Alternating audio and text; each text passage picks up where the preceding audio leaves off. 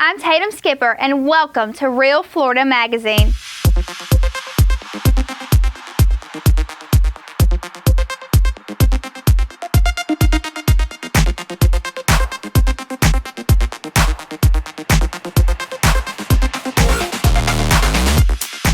Welcome back here today at the 3rd Annual Marianna Mistletoe Market here at the Ag Conference Center on Penn Avenue in Marianna, just north of I-10.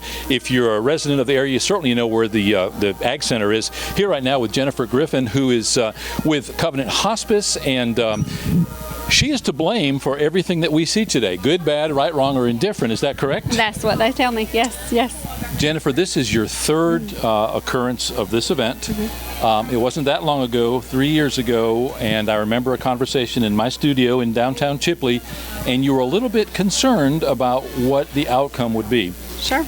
You hit a home run the first year, you hit a home run the second year. Today I came in about 1 o'clock, you said, man, it's just kind of slow. I've talked to vendors, and almost all of them are doing really, really well. I mean, they're bragging about it. What do you think about this year's show? It's been last night was overwhelmingly well. It was really, really good.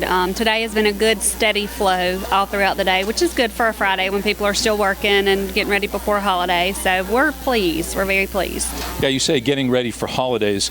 This we tout as an opportunity to do some early Christmas shopping.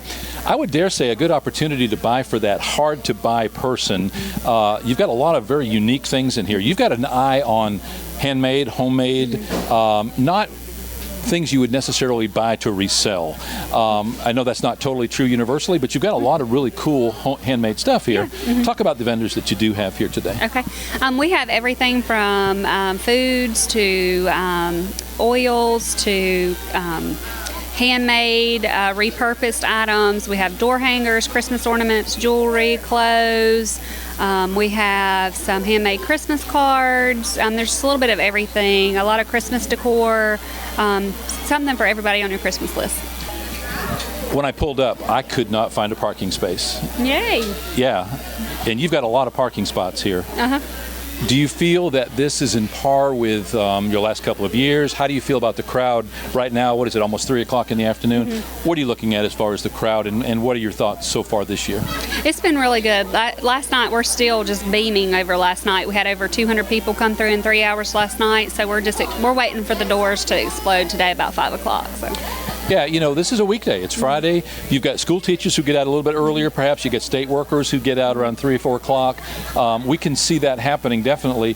But last night, what's the philosophy there? I'm going to get a jump start, get there before anybody else, and consequently everybody comes. I've talked to some of your vendors who have been here now for the 3rd year who are just blown away by what they did in retail sales last night. Yeah. It was a good evening. It was a great evening. I think everybody wanted to be the first to check it out. And everybody just ended up here. We actually have had several teachers who have come today and spent their 25-minute planning period here shopping. So that was exciting.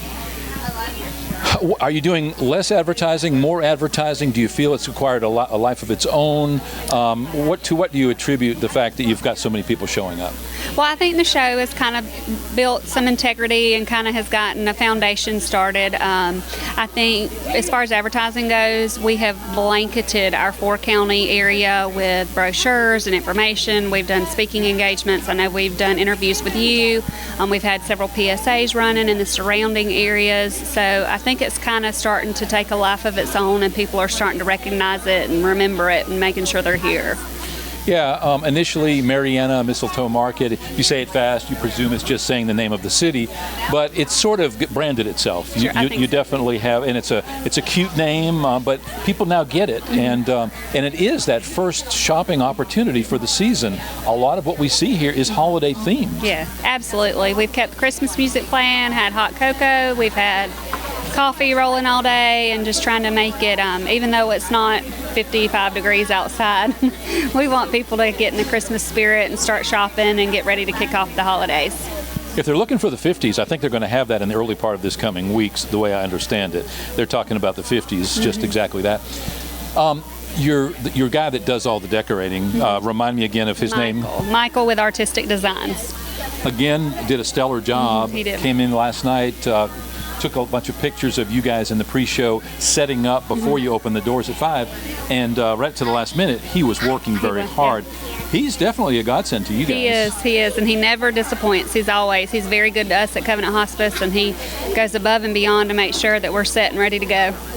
We're showing some video footage now of the crowds that are in these aisles. Even though it's prior to what you're going to be considering what may be the busy time, you're actually quite busy right now. We are. There's been a steady flow today. I mean, it's, I always want people to recognize the event, and we want more shoppers, but we're thankful for everybody that's come in the door. What has been your biggest challenge this time? The third big year, you say that it's kind of taken a life of its own. It's got some notoriety, some name recognition. What, if anything, was a challenge this year? I think other events going on in the area, and that's always going to be a problem. Playing in special events and a function or festival. There are other things going on this weekend, and I know it's always a hard decision for people to decide what they want to go to and who they want to support. So that's still going to be an issue. Yeah, but I think what you get going for you is that it is a multi-day event, and so regardless of what's going on any of those 3 days, there's going to be one of those days that works for everybody, I would think. I hope so. One thing that we always point to about Covenant, whether it's your hospice services or your special events, is that it's your volunteers that really are the bedrock. How many volunteers have you get out here, do you suppose, today? I would say we have probably about, from start to finish through the different shifts, about 50 volunteers each day. Yeah, and how many paid staff? I would say maybe 4. You simply couldn't do this event without volunteers. No, not at all. No, they are the lifeblood of events like this. I mean, they're always so good. They take ownership of the event, and they want it to be successful. They love and believe in Covenant Hospice, and they're such an asset to all of us. Well, and as we've talked about it extensively in the past, you couldn't provide your hospice services without that same group of volunteers. No, and it's actually required through Medicare and Medicaid that we have to match. We have a volunteer match based on our number of patients, that we have to have a certain hour match for each patient. So it's part of the hospice Medicare benefit. Wow, in all of the times that we've talked about hospice, I was unaware of that. Is that something relatively new? No, it's not. Okay. That's why part of the unfunded and underfunded programs are the volunteer services, because we do have to provide a certain hour percentage per patient. Well, I learn something every time we speak. Congratulations on a great event. Thank you. Again, I would dare say you've knocked it out of the ballpark. It doesn't matter what happens weather-wise for the rest of the weekend, I would think. You guys are going to do well. I can't help but think that your higher-ups have got to be pleased with your performance. Well, in the corporate world, we always wonder that, and we're never quite sure. Yeah. But congratulations. Thank you so much. And thanks for taking the time to talk today. Thank you. Thank you for coming over. Here right now with Jennifer Griffin here in Marianna, Florida at the Ag Conference Center on Penn Avenue for the 3rd annual Marianna Mistletoe Market.